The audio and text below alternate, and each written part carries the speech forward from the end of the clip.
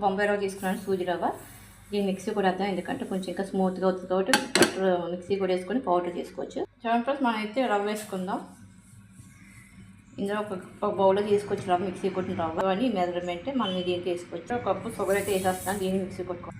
యాలక్కాయ కూడా దీంట్లో కొడేద్దామండి. దీంట్లో కొట్టేసుకొని ఈ 2 eggs వేసుకొచ్చండి. మనకి కప్పు మెజర్మెంట్ బట్టి 2 eggs అది పావు కప్పు ఆయిల్ వేసుకోవచ్చు. కప్పు తీసుకున్నాం కాబట్టి అరకప్పు వేసుకొని సరిపోద్ది.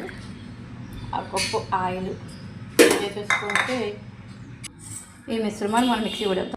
చూడండి ఫ్రెండ్స్, ఈ మిశ్రమంలో మనం చూడండి ఇలా మిక్సీ కొట్టుకొని పలచించుకున్నాం కదా, ఈ బ్యాటర్ దాంట్లో షుగర్, ఎగ్స్, ఆయిల్ మొత్తం అంతా ఈ బ్యాటర్ దీంట్లో వేసేసుకోవచ్చు.